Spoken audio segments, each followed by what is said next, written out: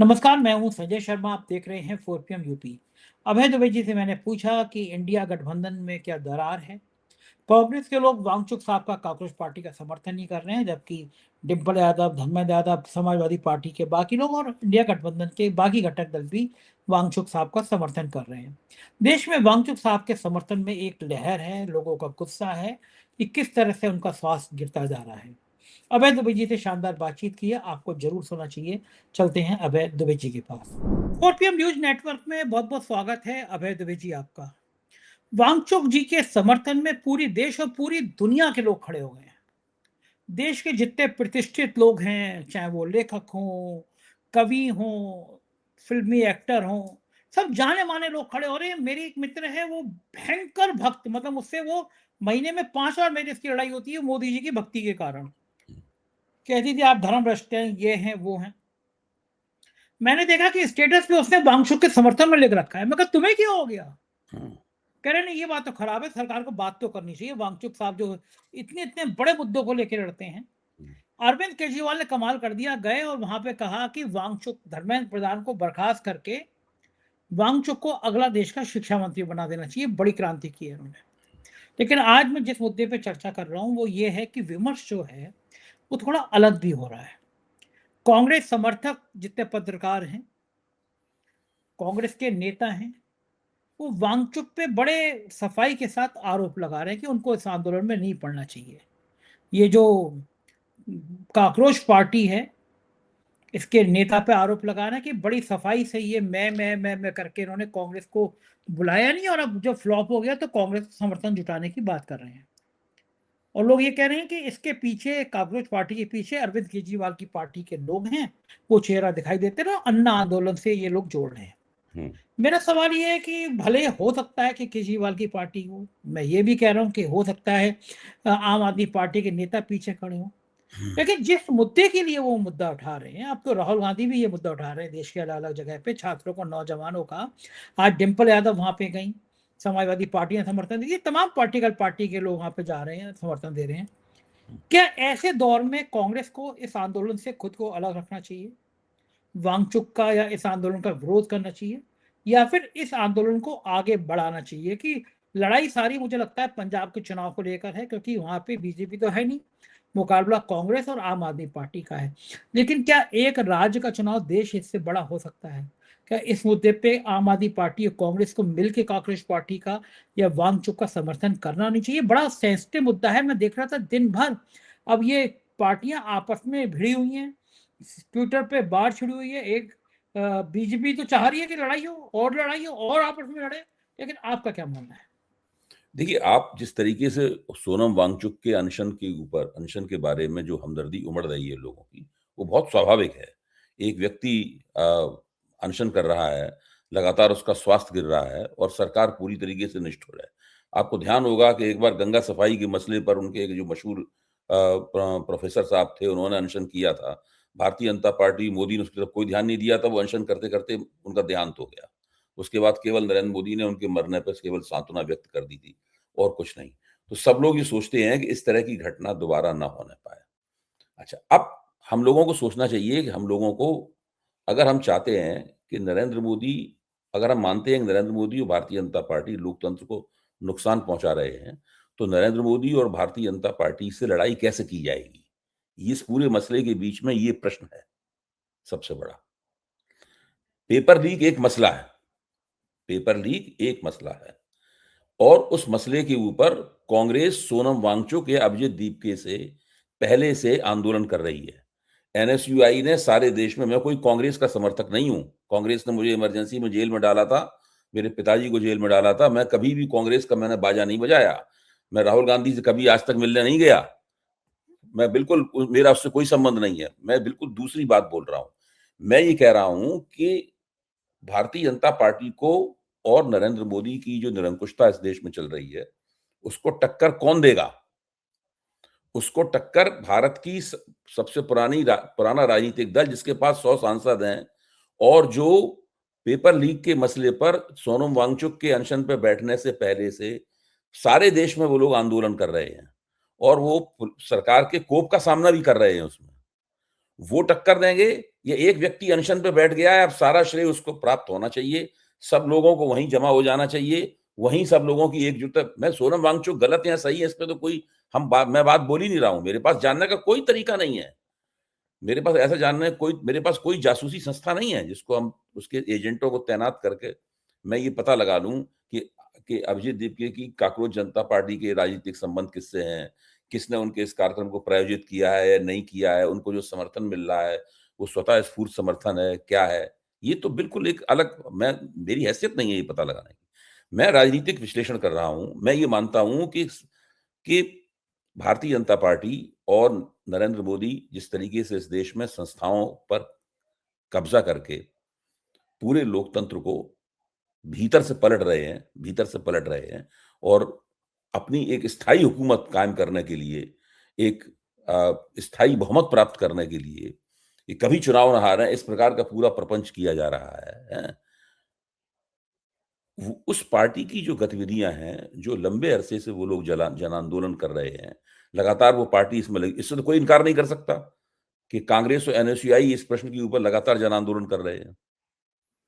अगर पूरी राजनीति को इस तरीके से पेश किया जाएगा कि कुछ सेलिब्रिटीज ने सोनम वांगचुक की और इसकी उसकी उनकी तारीफ कर दी, इसलिए अब सब मामला वहीं पे जमा हो जाए, सारे नेता वहीं आके उनके चरणों में बैठ जाएं वहां जमीन पर। मेरा स्टैंड दूसरा है, मैं विरोध समर्थन की बात कर ही रहा हूं। ये कौन सी राजनीति है? मतलब जो है, क्या उन लोगों के पास इस प्रकार का और एक उनका वन सूत्री मामला है। उनका वन सूत्री मामला है कि धर्मेंद्र प्रधान इस्तीफा दे दें।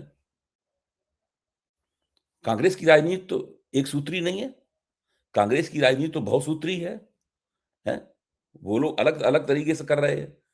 तो मेरे ख्याल से एक राजनीतिक समीक्षक के तौर पर मेरा मानना यह है कि अभी सोनम वांगचुक और अभिजीत दीपके को बहुत कुछ साबित करना बाकी है, पहली बात। इसलिए एकदम जज्बाती होकर ये कह देना कि राहुल गांधी को वहीं पे जा उनके चरणों में बैठ जाना चाहिए, वो भी आ गए, उनको भी सब वहीं आना चाहिए, सारा विपक्ष वहीं इकट्ठा हो जाए और सोनम वांगचुक को अपना नेता घोषित कर देना चाहिए। ये जबान हिलाने में क्या हो जाता है? ऐसा ये तो उचित बात नहीं है। ये कौन सा राजनीति करने का तरीका है? आप बताइए, क्या आप आज इस वक्त ये कहने के लिए तैयार हैं कि सोनम वांगचुक के खिलाफ नरेंद्र मोदी और भारतीय जनता पार्टी को पराजित करने का आंदोलन चलना चाहिए? सारी पार्टियों को चाहिए कि सोनम वांगचुक को भविष्य का प्रधानमंत्री का चेहरा तय कर दिया जाए और उनके नेतृत्व को उनके पीछे लाइन लगा खड़े हो जाएं। क्या तैयार हैं आप ये मानने के लिए? भाई, कैसे ये राजनीति करने का ये कौन सा तरीका है? देखिए, एक भ्रष्टाचार विरोधी आंदोलन हुआ था। उस आंदोलन में हर टीवी चैनल पे बैठ-बैठ कर मैंने कांग्रेस की खाल उतारी थी।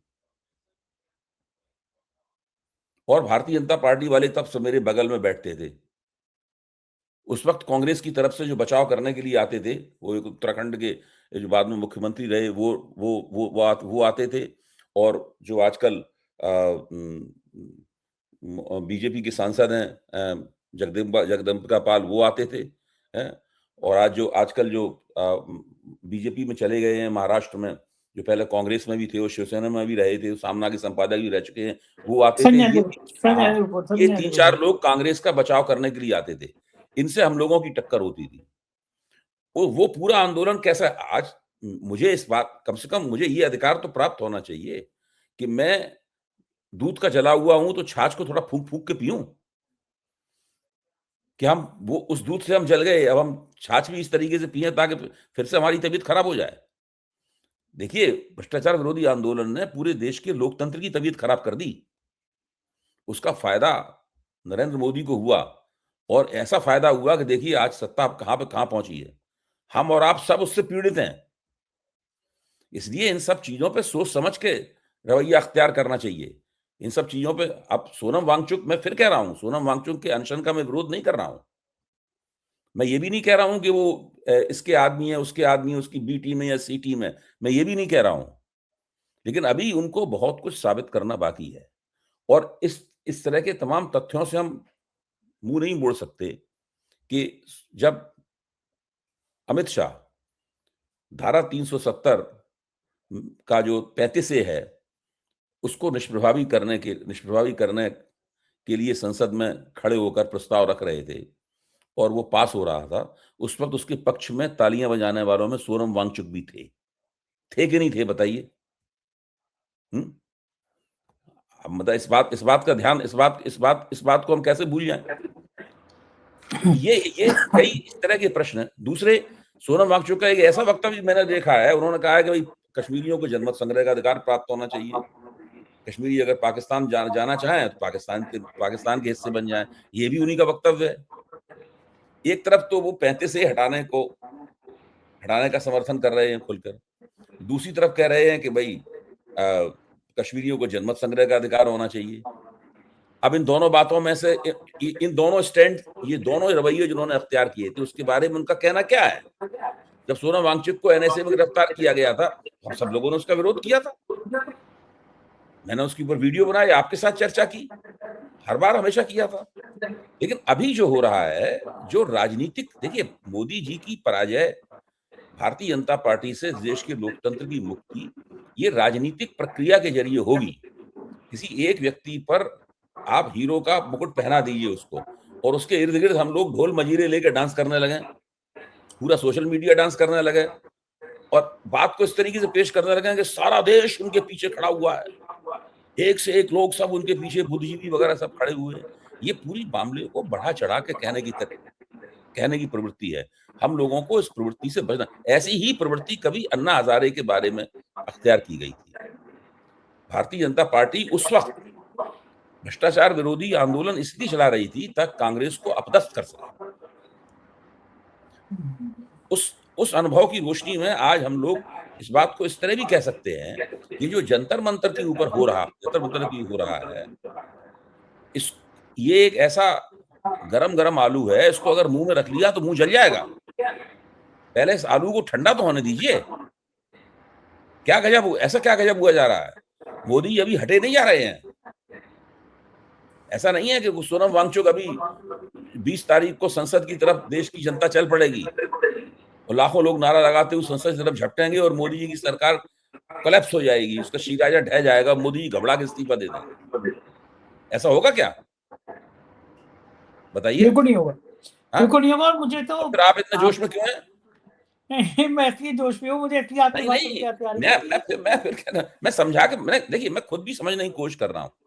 मैं खुद भी हाँ, समझने की कोशिश कर रहा मुझे हूँ कि मुझे ये अभी जी देखिए, मैं इसलिए मुस्कुरा रहा हूँ, ये पूरा मामला हो कैसे रहा है? मैं मैं कैसे? इसलिए मुस्कुरा रहा हूँ, भाई, ये एक इसलिए बहुत मुस्कुरा रहा महत्वपूर्ण हूँ। प्रश्न है संजय जी, बहुत महत्वपूर्ण प्रश्न है कि उनको लगातार वहाँ पर आंदोलन कैसे करने दिया जा रहा है? पहलवान बेटियों को नहीं करने दिया गया था आंदोलन। उनको घसीट-घसीट के ले जाया गया था वहाँ से। तब भी हम लोगों ने वीडियो बनाए थे, है मैं कि नहीं? इतनी तो जोर बहुत से सारे इसलिए सवाल हैं, इन सवालों के जवाब मिलने मैं चाहिए।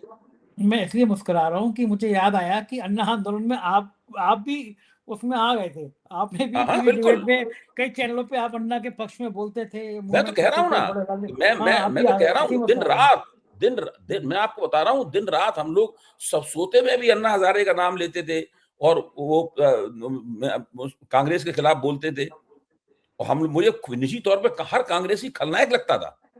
हुँ, हुँ। बिल माहौल ही मैं ऐसा बन गया था। भाई, अच्छा, आप तो नहीं मैं मिले, आपके आप तो नहीं सामने मिले। आप वीडियो रिकॉर्ड कर रहे हैं, मैं ये बातें बोल रहा हूँ, कल इसको लाखों लोग सुनेंगे। मुझे पता है ना, मेरी हाँ, राय बिल्कुल लाखों सही लोगों बात के पास आएगी। सब कांग्रेसी खलनायक के तौर पे लगते थे। मनमोहन है। सिंह मुझे दुनिया का सबसे बेकार आदमी लगता था।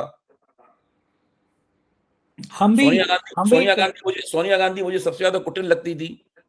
हम भी यही करते थे। राहुल गांधी मुझे बेवकूफ़ लगते थे। हम भी यही अच्छा, करते थे हर दिन। हमने ये किया, अब हमारे पास, मनुष्य के पास सिंहावलोकन करने की क्षमता होती है। सिंहावलोकन करने का मतलब होता है मुड़ के देखते हैं कि हमने क्या किया। हुँ, मुड़ के निगाह डालते हैं कि हमने क्या किया। उससे हम सबक सीखते हैं। ठीक कह रहे हैं, बिल्कुल ठीक ये कह रहे सबक हैं। हमने ये सबक हम नहीं सीखेंगे तो कौन सीखेगा? बिल्कुल मैं सही है, फिर कह रहा हमने हूँ भी फिर कह रहा हूँ, मैं जो वो अनशन कर रहे हैं, उनके स्वास्थ्य की मुझे बहुत चिंता है। वो माँग उठा रहे हैं, उनकी माँग भी बिल्कुल सही है। लेकिन बहुत सारी चीज़ें जो ऊपर से सीधी, सरल और सुंदर लगती हैं? राजनीति बहुत जटिल चीज़ है और भारतीय जनता पार्टी की तिकड़मों ने उसको और जटिल कर दिया। बिल्कुल ठीक बात है। मैं आपकी बात से सहमत हूँ, 2014 तक हमारा हर बार अखबार का पहला पन्ना अन्ना के जी, पक्ष में होता था। जी, जी। कांग्रेस के खिलाफ होता था। एक दिन तो मुझे बड़ी शर्म भी आई, मैंने वो गलत हेडिंग लगा दी थी, भ्रष्टाचारियों के सरदार, और फिर मैंने मनमोहन सिंह की फोटो लगाई थी। हुँ। बात ठीक है, और आप तो राहुल जी से नहीं मिले, लेकिन मैं मिला, मेरी उनकी लंबी बातचीत भी हुई, और मुझे कहने में कोई संकोच नहीं है, मुझे वो बेहद सरल, बेहद ईमानदार और बेहद बहुत अच्छी सोच वाले नेता लगे, जो दिल संजय के जी, बहुत सच्चे हैं। माफ़ कीजिए बीच में सच्चे बोल हैं। रहा हूँ। देखिए, सोनम वांगचुक भी बहुत बढ़िया आदमी है। हाँ, सीधे हैं वो भी। मैं तो कह रहा हूँ अभिजीत दीपके भी बहुत बढ़िया आदमी है। मैं ये हुँ, कह रहा हूँ राहुल गांधी भी बहुत अच्छे आदमी हैं। ये हुँ, सवाल किसी के अच्छे-बुरे होने का नहीं है। सबल आंदोलन पर। ये सवाल ये है कि हम पॉलिटिकल प्रोसेस को, राजनीतिक प्रक्रिया को कैसे पहचानें? वो किधर जा रही है? कौन-सी प्रक्रिया सही है? एक एक देश की सबसे बड़ी पार्टी, उसके कार्यकर्ता जो आंदोलन कर रहे हैं, वो ज़्यादा महत्वपूर्ण है कि एक व्यक्ति का अनशन महत्वपूर्ण है। अच्छा, मुझे अब इसी से मैं कोई जुड़ा हुआ साजिश नहीं एक, देख रहा उसमें। नहीं, इसलिए ठीक है, देख रहा कि मैं मेरे पास मेरा कोई तरीका नहीं है। मान लिया, मुझे इससे एक पॉलिटिकल सवाल ये बताइए आप, हाँ, कि ये मैंने मान लिया कि अगर ये कांग्रेस के नेता ये आरोप लगा रहे हैं कि इसके पीछे आम आदमी पार्टी है, उनके लोग हैं, मैंने मान लिया, चलिए उनकी वो पार्टी है, और अगर वो पार्टी है उसके पीछे, तो इसके लिए बधाई दी जानी चाहिए कि उन्होंने इतना बढ़िया प्लान कर लिया। लेकिन संजय जी, आम सवाल ये है आदमी कि, पार्टी की ये क्षमता नहीं है कि ये काम कर पाए। मैं वही कह रहा हूँ, अगर है, मैं कह रहा हूँ अगर नहीं, है, तो इसके लिए देखिए बधाई हमको उन्होंने करनी है। हाँ, अगर ये प्रपंच है, तो ये प्रपंच बीजेपी का बनाया हुआ है। तो मैं और यही किसी में इसीलिए मैं मेरा कहना है और इसी किसी में ये क्षमता है ही नहीं। ये तो मैं कांग्रेस में यही भी क्षमता नहीं है। ये आम इसी से आदमी जुड़ा हुआ पार्टी में भी क्षमता नहीं है।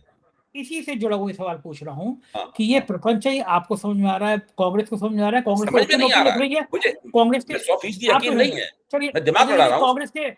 कांग्रेस के नेताओं को तो समझ में आ रहा है, कांग्रेस के नेता तो लिख ही रहे हैं इस सब बातों हुँ, को, लेकिन हुँ। फिर इंडिया गठबंधन के बाकी लोग क्यों जा रहे हैं? डिम्पल यादव क्यों चली गई, धर्मेंद्र यादव क्यों चले गए, बाकी गठबंधन के, इंडिया देखिए गठबंधन के उसमें लोग क्यों जा रहे हैं? इसमें है ये क्या खेल है? इस बात की भी व्याख्या की जा सकती है। इस बात की व्याख्या इस तरह की जा सकती है कि जब पिछले विधानसभा चुनाव में तमाम बड़े-बड़े क्षेत्रीय नेता हार गए। देखिए, एक क्षेत्रीय नेता बड़े शरद पवार उनकी पार्टी थी, उनका कबाड़ा हुआ पड़ा है। उद्धव ठाकरे एक क्षेत्रीय नेता थे, उनका कबाड़ा हुआ पड़ा है। हैं? बीजेडी एक क्षेत्रीय पार्टी थी, उसका कबाड़ा हुआ पड़ा है। ममता बनर्जी की क्या दुर्गति हो रही है, हम सब लोग जानते ही हैं। हैं? दूसरे क्षेत्रीय नेता वो आंध्र प्रदेश में थे, उनका कबाड़ा हुआ पड़ा है। तमाम क्षेत्रीय पार्टियाँ बहुत कमज़ोर हो गईं। जब क्षेत्रीय पार्टियाँ कमज़ोर हो गईं, तो फिर कांग्रेस का एक राष्ट्रीय पार्टी के तौर पर महत्व और स्थापित हुआ। सारी पार्टियाँ टूटने के कगार पे हैं या टूट गई हैं। केवल कांग्रेस ही एकमात्र पार्टी है, जिसके टूटने के बारे में कोई चर्चा नहीं हो रही है कतई। खुद अखिलेश यादव की पार्टी उत्तर प्रदेश में उनके बारे में टूटने के बारे में कितनी चर्चाएँ हो चुकी हैं।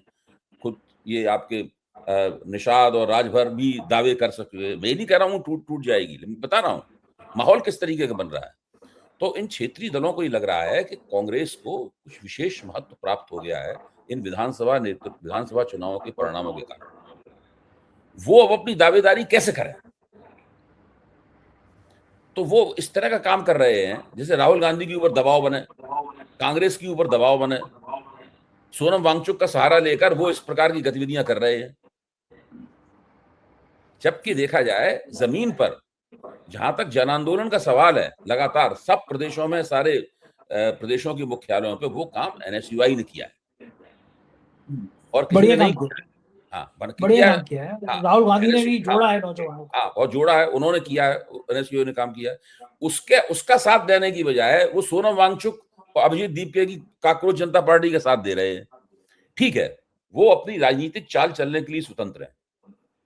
मेरी इन सब विपक्षी नेताओं से मेरी सहमति है, इनकी भी ज़रूरत है बीजेपी को चुनाव हराने के लिए। कांग्रेस के साथ जुड़ के सब मिल के लड़ेंगे तभी चुनाव हराया जाएगा। ये भी बात सही है। मैं किसी के खिलाफ कुछ भी नहीं बोल रहा हूँ। मेरा कहना यह है कि जो पॉलिटिकल प्रोसेस चल रहा है, जो राजनीतिक प्रक्रिया चल रही है, उस राजनीतिक प्रक्रिया में अब देखिए इस वक़्त राम मंदिर का चंदा ये महत्वपूर्ण नहीं रह गया। हुँ? कुछ भी महत्वपूर्ण कांग्रेस का चलाया हुआ आंदोलन महत्वपूर्ण नहीं रह गया। एक व्यक्ति ही महत्वपूर्ण हो गया है बस केवल। बाकी और सबका महत्व समाप्त हो गया है। ये बाकी सबके महत्व का ये क्षय हो गया है। ये एक एक चीज और महत्वपूर्ण हो गई, हुँ, चंदा चोरी, इतना बड़ा बवाल मच गया था कि गांव-गांव में चंदा चोरी की बात होने लगी थी। हुँ, बीजेपी की इतनी जबरदस्त धुलाई, और खास तौर से संग और मोहन भागवत की धुलाई इससे ज़्यादा मैंने देखी नहीं। हुँ, बीजेपी परेशान थी कि मुसलमान एंगल भी चल नहीं पा रहा, वो चला था कि हनुमानगढ़ी पे नमाज़ पढ़ी, वो रोज़ा अफ्तार चला, वो भी चला नहीं। फिर यूपी के एक आईएएस अफसर को ढूंढा गया। आप हंसेंगे कि मेरे पास इतनी जानकारी कैसे रहती है यूपी की ब्यूरोक्रेसी की। तो यूपी का मैं ब्यूरोक्रेसी का मैं खुद को मास्टर मानने लगा हूँ कि मेरे पास खुद ही लोग, मतलब खुद ही अफसर एक दूसरे की टांग खिंचाई की चीज बेचते रहते हैं। अभय जी, आप सुन के, आज जो मैं खुलासा कर रहा हूँ सुन के हैरान हो जाएंगे। कोरोना काल में लोग फोन करते थे विदेश से कि हम लाखों रुपए दे देंगे, हमारे माँ बाप को कि जला दिया जाए, जगह नहीं मिल रही थी, लकड़ियां नहीं मिलती थी। तो उस समय सरकार ने लकड़ियां खरीदी कि जो बैकुंठ धाम है उस पर लावारिस लाशें आ रही हैं, लकड़ियां जलाई जाए। ठंड के दिन थे, लकड़ियां खरीदी गई, सैकड़ों कुंटल लकड़ियां खरीदी गई। अब गवर्नर साहब को, जो मौजूदा गवर्नर साहब हैं, इनको ठंड लगी, इनके कर्मचारियों को ठंड लगी। अब वो गवर्नर हाउस में अगर जाड़ों में ठंड लग गई तो फिर मामला गड़बड़ है। तो नगर आयुक्त से कहा गया कि लकड़ियां भिजवाओ। नगर आयुक्त का नाम था अजय द्विवेदी और उत्तर प्रदेश के सबसे भ्रष्ट आईएएस अफसरों में गिना जाता है। वो नौजवान था तब भी, एसपी गोयल प्रमुख सचिव थे, मुख्यमंत्री उनका चेहरा था। बंदे ने क्या किया कि जो कब्रिस्तान में कोरोना के लिए लाशें जलाने की लकड़ी आई थी, उसने वो लकड़ी उठा के और गवर्नर हाउस को भिजवा दी। इतनी भ्रष्टाचार की शिकायतें सामने आने लगी एक के बाद। फिर उनको रामपुर का डीएम बनवा दिया एसपी गोयल ने। अब डीएम साहब को लगा कि यह मौका बढ़िया है कि जैसे वो सीओ अनुज चौधरी जो गदा लेके घूम रहा था, मैं भी अब जौहर विश्वविद्यालय पे बुलडोजर चलवा दूं, तो मेरे करप्शन की सब फाइलें खत्म हो जाएंगी, मुसलमान एंगल आ जाएगा। तो साहब उसने ऐलान कर दिया कि जौहर विश्वविद्यालय पे बुलडोजर चला जाएगा। बस ऐलान किया और गोदी मीडिया के चैनलों पे बहस चलने लगी, राम मंदिर गायब हो गया। आज घंटों घंटों बहस चल रही है कि जौहर विश्वविद्यालय यहाँ बना, यहाँ जमीन कब्जे आई और उसके बाद में बुलडोजर चला दिया जाएगा। मैंने एक शो में और कहा कि भाई उसका बोर्ड उतार दो जौहर विश्वविद्यालय का, वहां जय श्री राम विश्वविद्यालय रख दो। आप तो खुद प्रोफेसर रहे हैं, इतने समय तक आपने पढ़ाया है। सैकड़ों स्कूल बंद हो गए उत्तर प्रदेश में, कोई नया विश्वविद्यालय बड़ा बन नहीं रहा। लेकिन जो विश्वविद्यालय है जहाँ 40,000 से ज्यादा बहुमूल्य किताबें हैं, हजारों बच्चे पढ़ रहे हैं, उसको साहब बुलडोजर से ढाया जाएगा क्योंकि मुसलमान एंगल आ गया। और टीवी चैनलों से जौहर विश्वविद्यालय पे बुलेटिन चल रहे हैं, बहस हो रही है हिंदू मुसलमान की। मैं बिल्कुल आपकी बात चंद्रचूड़ समझ गया संजय जी, मैं बिल्कुल आपकी बात समझ गया। ये जो मसला जंतर मंतर वाला मसला है, जंतर मंतर वाले में ये हम लोगों को गारंटी करनी पड़ेगी, सुनिश्चित करना पड़ेगा, अपने आप को आश्वस्त करना पड़ेगा कि इस मसले के जरिए भारतीय जनता पार्टी विपक्ष की राजनीति को मैनिपुलेट तो नहीं कर रही है कहीं। और ये कोई बहुत चालाकी, हम अगर 10 दिन बाद समर्थन कर देंगे उनका तो क्या गजब हो जाएगा, कोई गजब नहीं हो जाएगा। ऐसा नहीं है अभी समर्थन नहीं करेंगे तो आसमान टूट पड़ेगा। और अभी लोकतंत्र के पक्ष में आंदोलन जो है कि कमान हमारे हाथ से निकल जाएगी, ऐसा कुछ नहीं है। ना इतनी इतनी बड़ी औकात सोशल मीडिया कभी रही नहीं, आज भी नहीं है, कल भी नहीं थी और आगे भी नहीं होगी, क्योंकि वो देश की जनता तय करेगी उसकी मतदान प्राथमिकताएं क्या हैं, तब होगा तय। तो मेरा इसमें सब लोगों से आग्रह ये है कि अजय देवगन ने समर्थन कर दिया, उनका समर्थन कैसे महत्वपूर्ण हो गया भाई इतना? फलाने ने बोल दिया, ठिकाने ने बोल दिया, वो इतना महत्वपूर्ण कैसे हो गया अचानक कि पूरे पॉलिटिकल प्रोसेस के ऊपर उनके समर्थन को हावी कर दें? थोड़ा सा थमकर, थोड़ा सा रुककर, सोचकर, देखकर कि इसमें गंगा किधर बहाई जा रही है। गंगा अपने आप बह रही है तो बहुत अच्छी बात है, लेकिन गंगा को अगर प्रायोजित किया जा रहा है उसका बहाव मतलब है, तो हम लोगों को उसपे जरा थोड़ा-सा उस पे ध्यान देना चाहिए, मेरा मानना है। नहीं, मेरा और सवाल वो सीधी बहस पर विश्वविद्यालय के नहीं। बुलडोजर, मेरा सवाल वो विश्वविद्यालय के बुलडोजर पे था, बुलडोजर पे जो चलाया नहीं, जा रहा नहीं, है मैं उसको। आप जो बात कह रहे हैं, वहाँ भी तो बुलडोज़र चलाने की बात को लेके एक चालाक आदमी पूरा उस मामले को मैनिपुलेट कर रहा है, उसको गोदी मीडिया ले उड़ा उसको। है ना? अब इसमें राहुल गांधी से बहस की जा रही है, 20 दिन से राहुल गांधी कहाँ हैं? अरे भाई, आप कौन होते हैं पूछने वाले? राहुल गांधी 20 दिन से कहाँ हैं? सही बात कितनी है। गलत बात है ये। ये सवाल जो है ना, ये सवाल जो उठाया जा रहा है कि राहुल गांधी 20 दिन से कहाँ हैं? क्या मतलब है इस सवाल को उठाने का? ये शो सवाल हो रहे क्या हैं टीवी, टीवी पे बहुत ही शो हो रहे हैं। हाँ, काफ़ी चालाकीपूर्ण नहीं है मतलब सवाल ये। इस चालाकीपूर्ण सवाल को भी समझना चाहिए, ये सवाल क्यों उठाया जा रहा है, हैं? हर एक का अब सोनम वांगचुक ने एक वो दिया संदेश दिया कि राहुल जी यहाँ आ जाएँ, नहीं आएँगे तो वो कमतर होंगे, किस प्रकार का वो संदेश है? इसकी क्या तुक रही भाई? अब भाई आपका राहुल गांधी आपके निशाने हैं क्या? आपके निशाने सही नरेंद्र बात। मोदी या राहुल गांधी? तय कीजिए। मेरा कहने का बिल्कुल मतलब यही ठीक है, बिल्कुल ठीक बात है। राजनीति वैसी ही चर्चाओं में है। तो बहुत शुक्रिया अभय जी, आपने समय दिया, बातचीत की। Thank you. ये थे अभय दुबे जी, पूरी बातचीत आपने सुनी। ये बात ठीक है कि देश में एक जनमानस खड़ा हो गया है। वांगचुक साहब की छवि को लेकर लोग चिंतित हैं। प्रशंसक हैं उनके, पूरे देश में उनके लिए आवाज़ उठ रही है कि वांगचुक साहब का साथ देना चाहिए। जिस हिसाब से सरकार बेदर्दी से इस आंदोलन को ख़त्म करना चाहती है, विपक्ष को ख़त्म करना चाहती है, उसके बाद धर्मेंद्र प्रधान को बचाना चाहती है, उसके बाद क्या होगा? आपकी राय क्या है? बताइएगा ज़रूर। शुक्रिया, थैंक यू।